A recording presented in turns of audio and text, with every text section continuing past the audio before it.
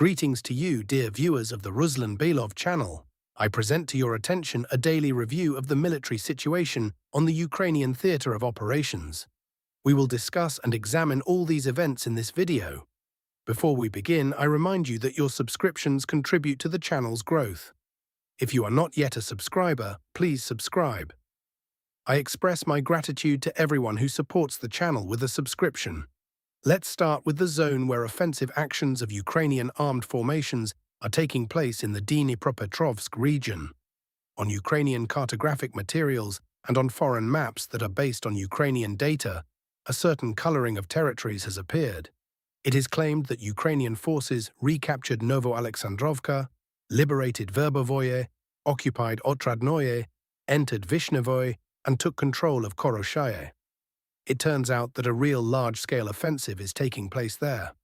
However, it should be understood that all this is based exclusively on declarations.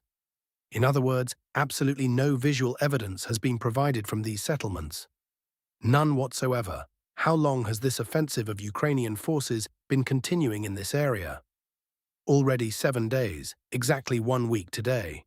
And how many settlements have they listed as captured? Already more than a dozen. Probably around 15, and yet there is not a single visual confirmation from these settlements, and cartography specialists simply apply this data to maps, supposedly believing their word. If Ukrainian information channels on Telegram reported this, then everything is exactly as stated. What can be said here? Absolute nonsense. At the same time, for example, the Russian side captured the village of Tsvetkovoye over the past 24 hours. And visual evidence came from there. Russian servicemen with flags are inside the settlement. And what happened? Look, they marked nothing on the maps. This is regarding the question of impartiality of foreign cartographers, and some Russian ones too. Now regarding this section of the front, what from everything listed can be considered confirmed? Only the village of Koroshaye. Ukrainian servicemen indeed penetrated there from the direction of Sosnovka. However, taking into account the small size of the village and the fact that these settlements are in close proximity to each other, with a distance between them of actually less than 1 kilometer, Russian formations could not hold positions there. That's all. Everything else is complete nonsense. Yes, attacks by Ukrainian forces continue, but their activity is gradually decreasing. This is noticeable with each passing day. That is, if at peak activity there were more than 10 attacks per day. Then in the last 24 hours, 6 attacks were recorded. Regarding losses, Ukrainian forces lost another 2 armored personnel carriers and 7 armored fighting vehicles over the past day. The total volume of equipment losses over 7 days amounts to more than 100 units. As a result, they invested in the new offensive to the maximum, and the result?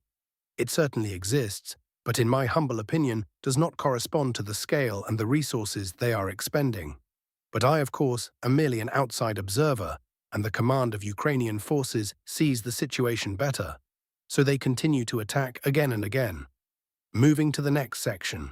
In addition to the Dnipropetrovsk region, counterclashes continue in Kupiansk, and here Ukrainian forces also advanced slightly over the past day. They managed to push Russian units back beyond the railroad tracks. This was predictable. Therefore, personally, I am not at all surprised. Because after losing positions in the college building, after losing positions in the Yubileyny residential district, remaining in front of the railway tracks was quite problematic. However, Russian fighters held the fortified position in the gymnasium building for a long time, nevertheless ensuring supply through the railroad, which was constantly under fire control of Ukrainian forces' drone operators, was extremely difficult. Therefore, ultimately, a withdrawal was made beyond the railroad tracks. Overall, the situation in the city, after more than 60 days of offensive actions by Ukrainian forces, remains tense. Problems with flank areas have not been resolved. However, Russian troops maintain control over positions in both the right bank and left bank parts of Kupiansk. You know, I would like to see the reaction of those panic mongers who already declared the city surrendered in December, and such people were present even among pro-Russian military bloggers. What successes do Russian forces have over the past day? On the Alexandrovka direction, the Russian army is gradually completing the capture of Nikiforovka. The advance amounted to another 150 meters through the residential area of the village, and not much remains until full control. And when the Russian army completes the capture, a direct route to Alexandrovka will be secured. In addition, although not yet displayed on the map, I have information that in the area near the villages of Kryvye Luki and Kaliniki, successes have also been achieved. I believe they will be announced in the near future, and the corresponding change will appear on the map. From myself, I can add that Russian fighters are already penetrating into Kaliniki, and the capture of Kaliniki is again a direct route to Alexandrovka. And the fall of Alexandrovka, in turn, is an open road to the city of Nikolaevka. And from the city of Nikolaevka, it's not far to Slavyansk. In general, things are going well for the southern group of forces here, and I quite admit the possibility that by June, combat operations for Nikolaevka will begin, and by the end of the summer period, for Slavyansk as well. Even more serious difficulties have arisen for Ukrainian forces in Konstantinovka. What we previously talked about happened, namely, from the direction of the village of Bereztok, it was possible to penetrate into the southern part of Konstantinovka. True, I will clarify here, for now the question remains how successful the consolidation will be. But if as a result it is possible to gain a foothold and subsequently begin to exert pressure, then the city will begin to slip out of Ukrainian forces' control at a faster pace, since they are repelling pressure in the northern half with mixed success, and already a significant part, as can be seen, is under Russian control, and now additionally the Russian army will exert pressure in the southern half of Konstantinovka as well, and apparently there are all possibilities to take the city under control by the summer period. As we previously discussed, if Ukrainian military forces do not achieve success on the Zaporizhia direction, they will claim that what was happening here was not an offensive, not a counter-offensive, but simply stabilization of the front line. Now we hear this officially. Ukrainian sources report that measures were taken here to stabilize the front line, no offensive took place here. But we can assume that Ukrainian military forces simply do not have sufficient reserve forces to begin an offensive here. Nevertheless, they managed to slow down the offensive actions of the Russian army. Despite colossal pressure from Ukrainian forces, Russian troops managed to take control of the village of Tsvetkovoye. The village is important because it is located near the railway tracks. And what is located beyond the railway tracks? Beyond the railway tracks is located a powerful defensive node of Ukrainian forces in the form of the settlement of Verkhnaya Tersa. And if it is taken under control, then Ukrainian forces will have serious difficulties here, on the Orekov direction, but we naturally do not get ahead of ourselves. Again, the pressure from Ukrainian forces here is colossal, constant. And here the question remains, will it ultimately be possible to hold Tsvetkovoye or not? Personally, I am not yet confident in this, and therefore I will not be surprised if in a few days footage appears from the Ukrainian forces side that they are also in Tsvetkovoye. Because again, there are many attacks are regular, and holding settlements here is extremely difficult. Therefore, we simply wait, observe how the situation will develop further, how much resources Ukrainian forces will have for their offensive, and at what lines they will ultimately, not they, rather, but Russian troops will ultimately stop them. On the Zaporizhia front, according to data from the Ministry of Defense of the Russian Federation, 3 more villages have now been officially captured. Primorskoye, on the left bank of the Kakhovka Reservoir. Control over Primorskoye, from which it is about 15 kilometers in a straight line to the Komunarsky district of the city of Zaporizhia, provides the opportunity to strike at the regional center with FPV drones, as well as to block the highway going south from Zaporizhia. Magdalinovka and Zapasnoye also came under the control of the Russian army. These are neighboring villages in the Orekov district of Zaporizhia Oblast. With continued movement from this bridgehead to the east, the Russian army will have the opportunity to reach Yurkovka and thus cut the T-0803 highway connecting Orekov with the regional center of Zaporizhia. On the Pokrovsk direction, the armed forces of the Russian Federation are repelling counterattacks by Ukrainian forces on the Molodetskoye to Udaknoye section. They are increasing control of territory north of Udaknoye. Clashes are taking place in Grishino, as well as along the line of combat contact on the Dobropol salient. On the Konstantinovka direction, the armed forces of the Russian Federation advanced in the pocket near Chasov Yar in the Krasnoye area. They are trying to envelop Konstantinovka from the southern, southwestern directions to cut off the logistics of Ukrainian forces in the area of Stepanovka and Ilyanovka. In the northern part of the section, after taking control of Novaya Markovo, Russian units are advancing along the canal, trying to create a stable bridgehead.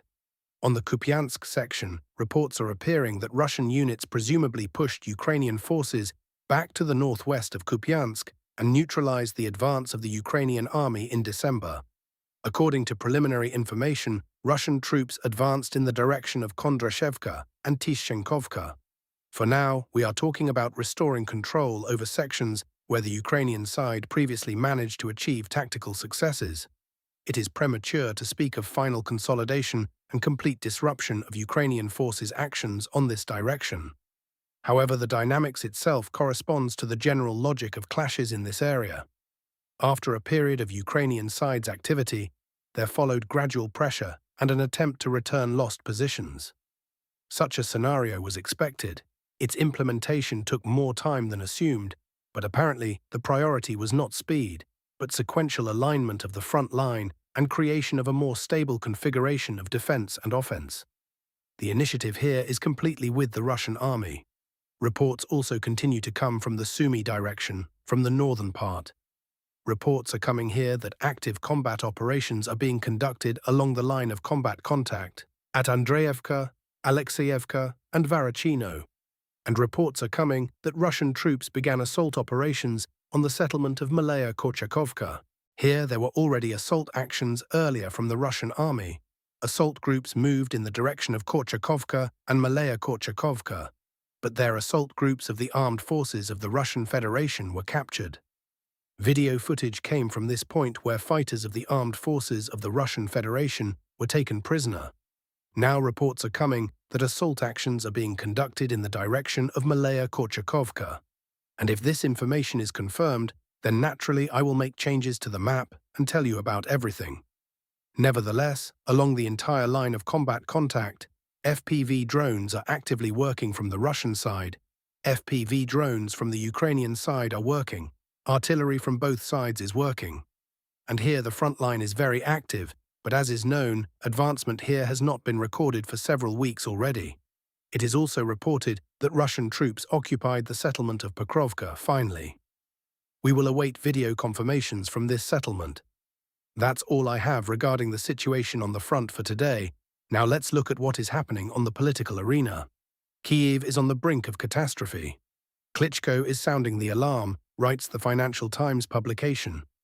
Klitschko stated in an interview with the agency that Kiev found itself on the brink of catastrophe due to incessant strikes on infrastructure. Over the past 60 days, airstrikes on energy and utility facilities have put the very survival of the country at risk. 3.5 million residents are experiencing the harshest winter in a decade. The temperature dropped below -20 degrees Celsius.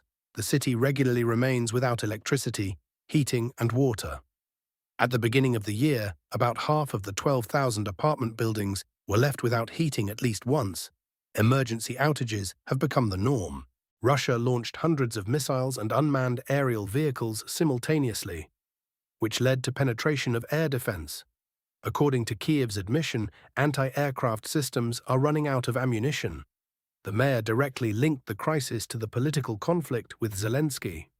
Klitschko accused Zelensky's office of interfering in local self-government and undermining decentralization.